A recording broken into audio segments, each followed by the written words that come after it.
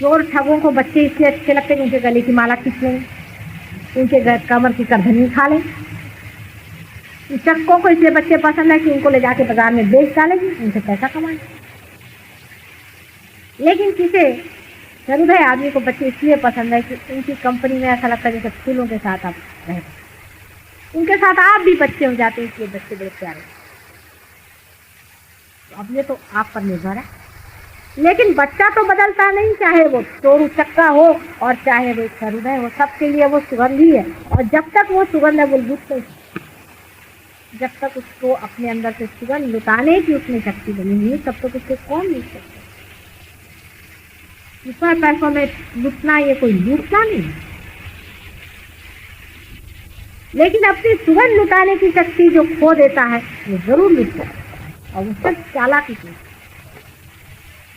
और उससे दिमागी दिमाग खट जाते हैं बहुत। एक तो अहंकार भी बड़ा जबरदस्त रहता है कि माता जी ने कहा कि वहाँ आओ ध्यान में, मैं इसके बड़े घर की बहू, मैं वहाँ कहाँ जाके बैठूंगी जमीन पर, वहाँ तो सब लोग मेरे सर पे हाथ रखते हैं। आप इतने बड़े घर की बहू आज नहीं, कल क्या किया। और इतनी बड़े घर की बहू होकर के भी जब आपको आनंद नहीं मिला तो आज जमीन पर ही बैठ करके अगर आनंद मिलता है तो फिर स्वीकार करना। इतनी भी अगर अकल आपके अंदर नहीं है तो आप मत आइए।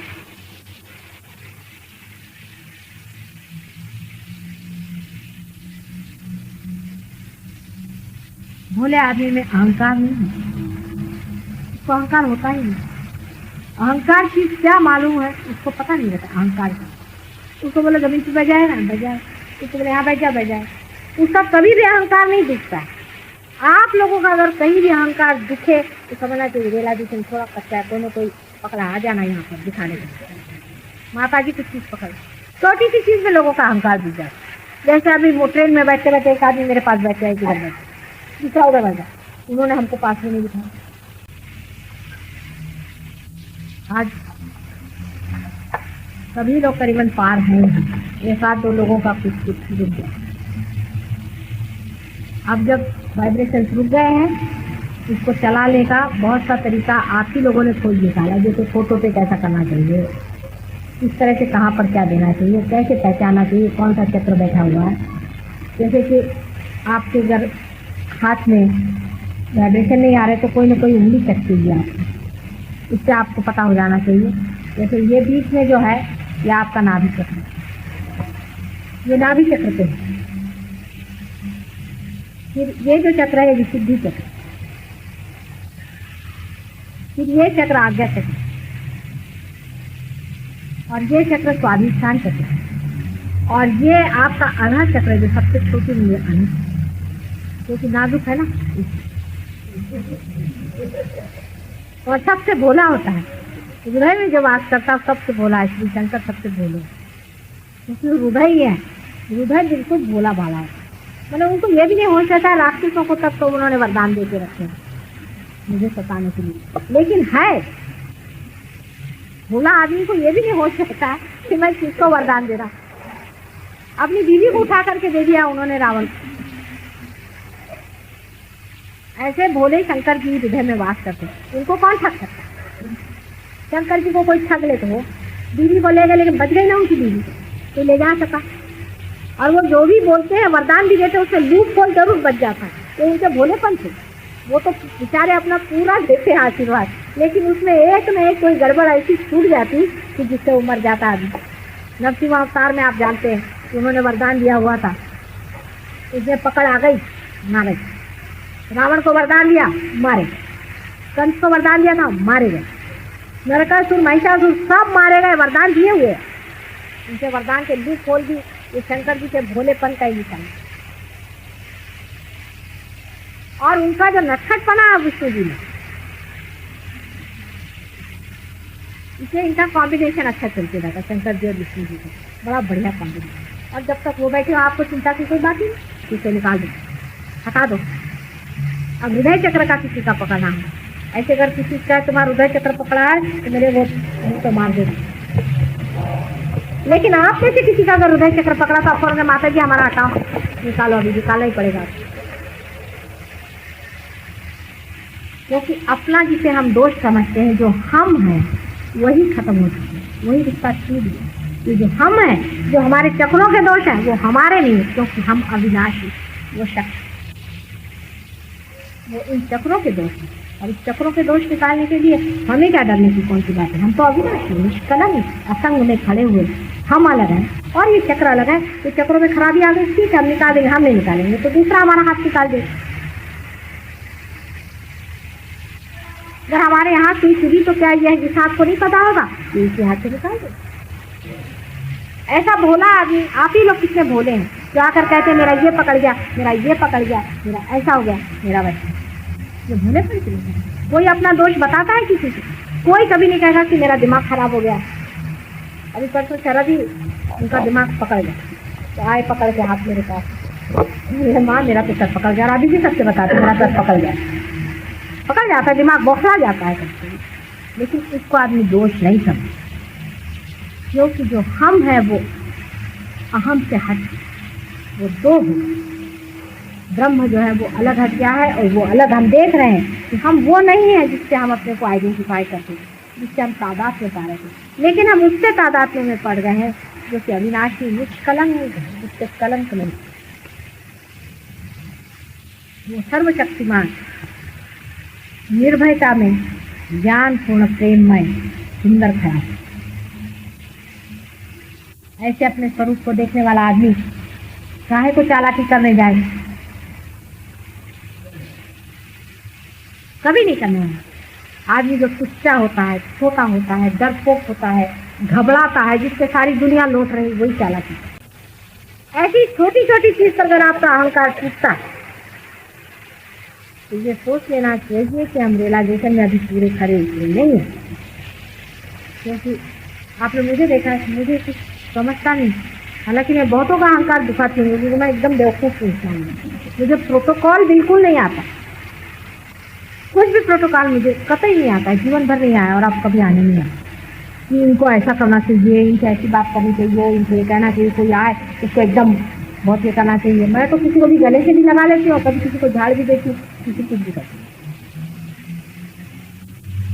लेकिन जब तक मेरे अंदर प्रेम करने की शक्ति है तब तक मेरा कुछ नहीं जाने वाला,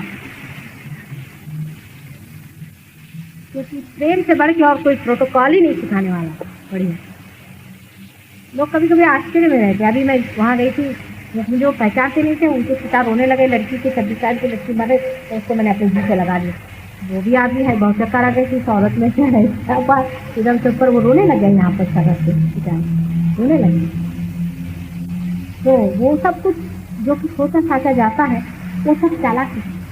ये क्या कहेंगे, क्योंकि हम ऐसा सोचते कहेंगे, कहने दो, क्या कहेंगे, जो मैं हूँ तो मैं ही रहूँगी। किसी के कहने न कहने से कोई बदलने नहीं वाला,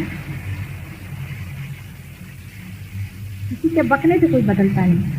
कोई कुछ भी बकता रहे, बकने से कोई बदलता। जो आप है वो आप ही है, लेकिन इतना जरूर होना चाहिए कि आप अपने से सच्चाई रखें, आप अपने साथ झूठ न बरतें, आप अपने दिमाग में चक्कर न चलाएं, चालाकी न करें अपने ही साथ। हम असल में अपने को ठगते रहते हैं सुबह से शाम। देखते रहिए आप अपने को किस तरह से करते, तब आपका मन बताएगा कि हाँ मैं बड़ा ठग्गू हूँ, अपने को ठग रहा हूँ। वाह अरे क्या कह रही, असली ठग्गू हूँ मैं अपने ही को ठग रहा। जो बच्चों जैसे, और अपना मन भी बच्चों जैसा ताज़ा है, इससे सहज योग में बड़ी मदद रहेगी, आदमी आगे बढ़ता रहेगा। बच्चे जब मेरे पास पार होते हैं, मैं देखती हूँ कि वो बड़ी श्रद्धा से, अब मेरे 2 बच्चे हैं, मेरे ग्रैंड चिल्ड्रन, आप जानते हैं, दोनों पार ही पैदा हैं। रोज घर में झगड़ा के पूजा में भी जाने का मांगते हैं, पूजा में भी जाने का। मुझे लगता है कि दोनों मेरे गोद में यहाँ बैठ जाएंगे, इससे बेहतर ये कि इनका रोज सवेरे उठ करके, देखिए छोटे बच्चे 1.5 साल के 2 साल, रोज सवेरे उठ करके दोनों पैर के नीचे में हाथ रखते और सर लगा करके आधा घंटा में, कौन बच्चा रहेगा दूध पिए बगैर? वो किए बगैर उनका होता ही नहीं, जैसे कि दूध से भी ज़्यादा जरूरी चीज़ है पैर। और आके पड़ी फिर कहेंगे, अब उनको मैंने बड़ी वाली बताया कि इसको कुंडलिनी करते, कुंडलिनी पर पैर रखो, और छोटी वाली जैसे ही उनके हम हाथ रखेंगे, कभी यूँ कभी यूँ, अभी उस दिन अपनी कभी ये अभी उस दिन अपनी उनकी नौकरानी थी, इसलिए तुमसे गरम गरम आता है, जाओ नानी के पैर पकड़ो, बड़ी वाली को। और उनको लगन है नानी हमको पूजा में ले जाए, रात दिन नानी हमको पूजा में। अब वो छोटे छोटे बच्चों को तो जिसको बिस्कुट चॉकलेट अच्छे लगते, चॉकलेट नहीं चाहिए, कुछ नहीं चाहिए, बस पूजा में ले जाए। जैसा बच्चा अपनी माँ चाहिए, उसको कुछ क्रिया कीजिए तो उसकी माँ चल गया तो होता है, ऐसे ही वो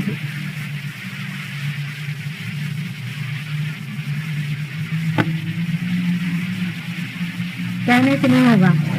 मैं कहूँगी भैया नहीं शराब पियो शराब पियो, ऐसे नहीं है। और शराब तो मुंह में लग जाएगी लेकिन ध्यान नहीं लगने वाला,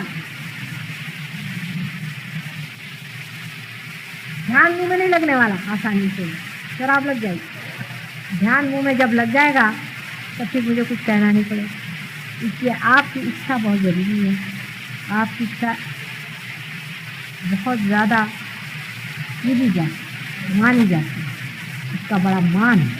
और इसीलिए आपको इच्छा करनी चाहिए कि प्रभु मुझे बस तेरी लगन लगे, तेरी बस तेरी, बस तेरी ही अंदर में समा है, बस जो जैसे जैसे आदमी ये कहता जाएगा ये सब कहता जाएगा, धीरे धीरे देखिए यही भक्ति है।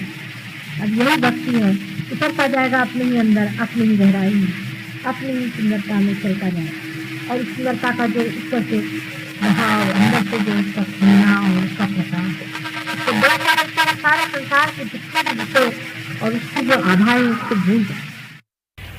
कभी आप शंकर जी बन जाइए, कभी आप कृष्ण जी बन जाइए।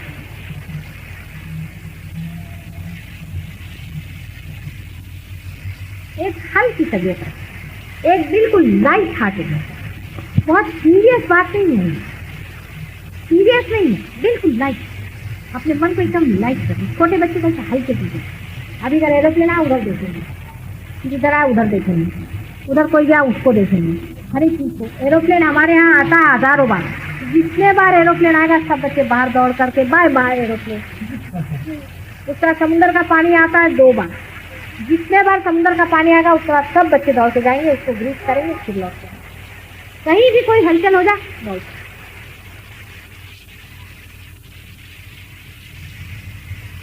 कहने का मतलब ये है कि जो भोला आदमी होता है वो परमेश्वर के पास है, तभी वो भोला है।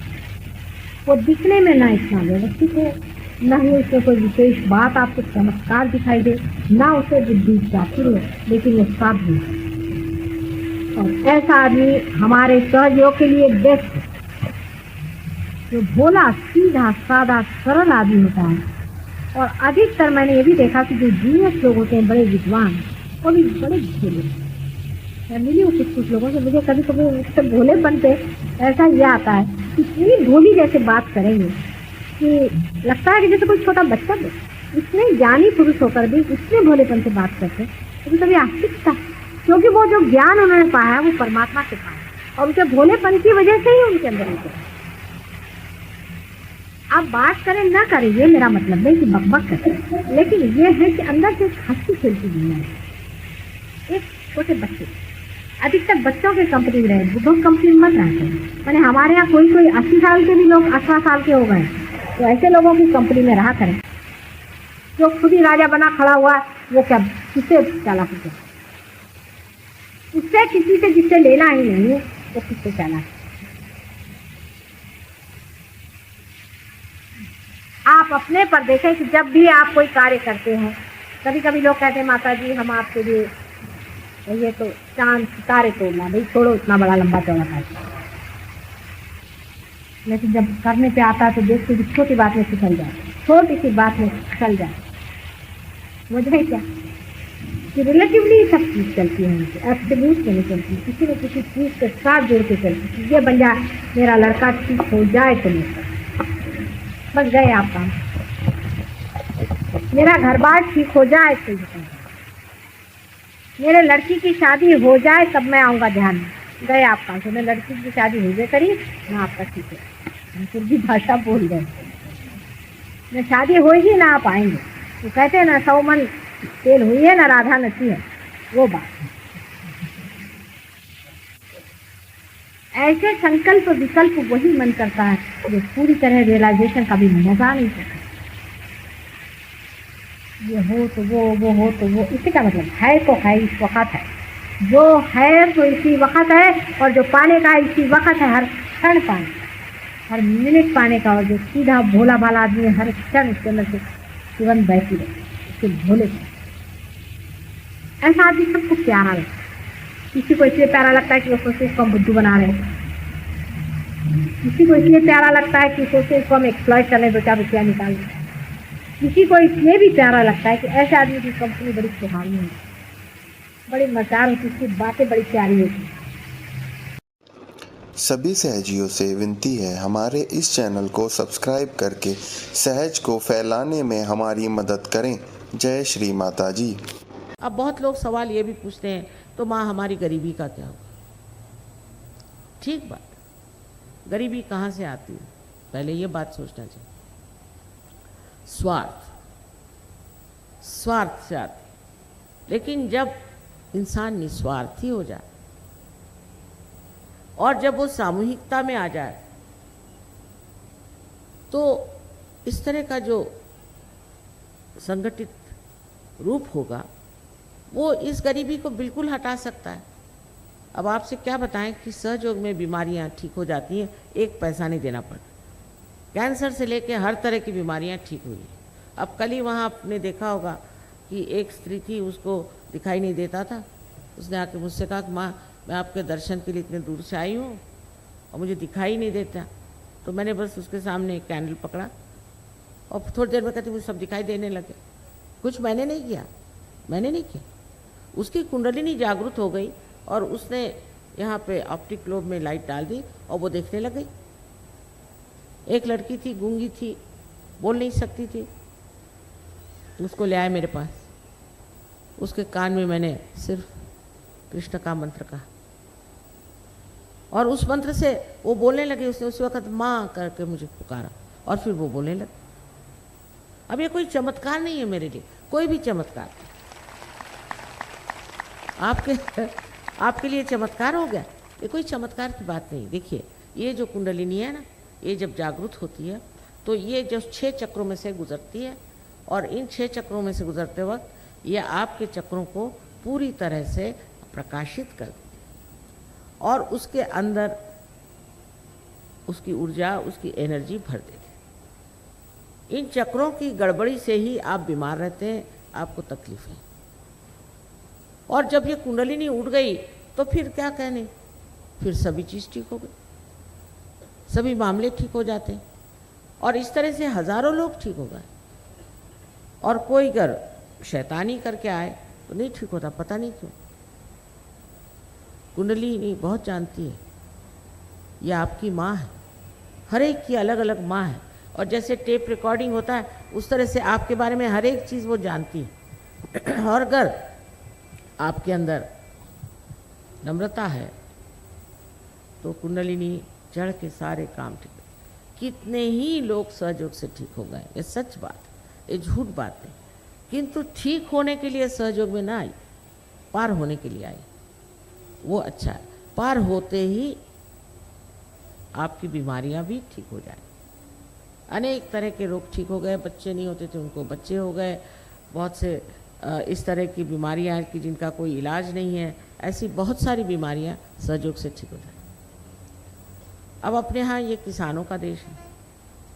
कितने लोगों से बताया कि भाई सहयोग से, वाइब्रेशन के पानी से अगर आप अपनी खेती करिए, आप लोग सहयोग में आ जाइए तो आपकी खेती 10 गुना बढ़ सकती, पर कोई सुनते ही नहीं।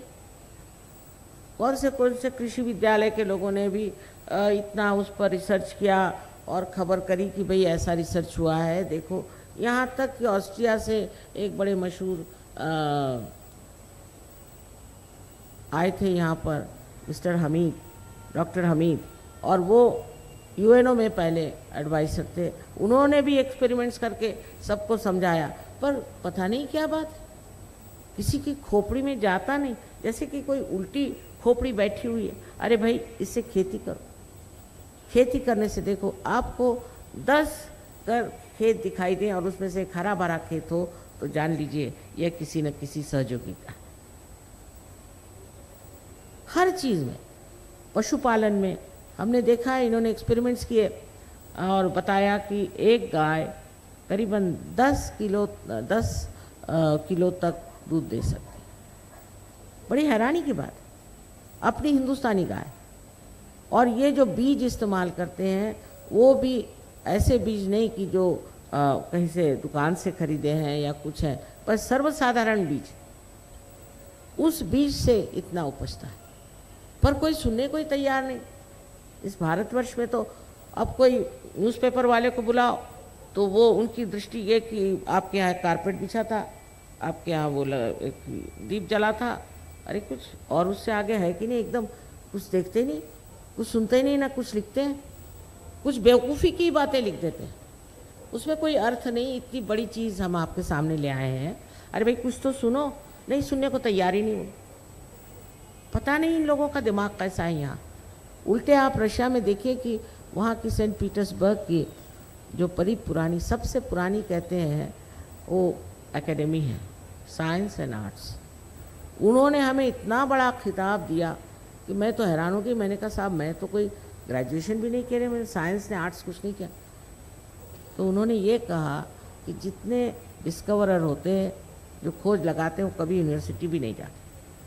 और हमारे यहाँ सिर्फ 10 को दिया है, उसमें से आप एक है, एक आइंस्टीन है। तो मैंने कहा आइंस्टीन को दिया, मुझे भी दिया।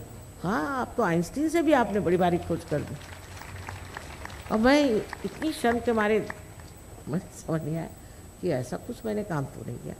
ये तो हमारी पुरानी चीज़ है, हमारे देश की यही धरोहर है, यही हमारा हेरिटेज है। कहाँ से कहाँ, कितने साल, 13,000 वर्ष पहले मार्कंडेय ने लिखा संस्कृत में। एक बात ज़रूर है कि पहले एक गुरु एक ही शिष्य को दिया, जैसे राजा जनक ने एक नचिकेता को दिया, और यही परंपरा थी। पर 12वीं शताब्दी में ज्ञानेश्वर जी ने अपने गुरु, उनके भाई साहब, उनसे कहा कि नहीं, मुझे आप इतनी इजाज़त दे दीजिए कि मैं इसके बारे में लिखूं, इतनी मुझे इजाज़त आप दे दीजिए। और जब उन्होंने लिखा, उनका जो ज्ञानेश्वरी में 6वां अध्याय है, उसमें कुंडलिनी बड़ा सुंदर वर्णन किया है। और इस कुंडलिनी के कारण ही आत्म प्रकाश को प्राप्त करते हैं, ये भी स्पष्ट रूप से लिख दिया। तो उस वक़्त जो धर्म मार्तंड थे, उन्होंने कहा ये सब बकवास है, ये निषिद्ध, कोई पढ़ो ही नहीं, इसको जानो ही नहीं, और काट दिया। आजकल भी ऐसे बैठे हुए, कोई धर्म मार्तंड है तो कोई और तरह तरह के लोग जो कि अपने को बहुत अक्लमंद समझते हैं, और वो एकदम काट देने की वजह से वो लोप सा ही हो गया। पर तो भी एक गुरु के एक शिष्य होते। नाथपंथियों ने ये कार्य किया। अपने यहाँ 3 तरह के कार्य हुए, उसमें एक वेदों के कार्य हुआ, और उससे वेदांत, और एक भक्ति का कार्य हुआ। लेकिन जो असल कार्य था वो हुआ है नाथपंथियों ने, जिन्होंने कुंडलिनी का जागरण आदि उस पर बहुत कुछ काम किया। नानक साहब भी जानते थे, बहुत अच्छे से जानते थे। नामदेव एक दर्जी था हिंदुस्तान का। हिंदुस्तान में दर्जी की क्या ऐसी कोई बड़ी भारी तो विद्वत्ता नहीं मानी जाती, एक साधारण दर्जी, और उसकी नौकरानी भी बड़ी भारी पहुंची हुई जनाबाई। ये गए मिलने एक कुम्हार से, उसका नाम था गोरा कुम्हार। वो कुम्हार वो अपने पाँव से मिट्टी तोड़ रहा था। उसको देख करके नामदेव एकदम हठात खड़े। शानदार लोग, शानदार लोग। और उन्होंने क्या कहा, मराठी में कहा है, निर्गुणाचा भेटी आलो सगुणाश। मैं तो निर्गुण को, निराकार को मिलने आया था, तो तू तो सगुण में खड़ा है।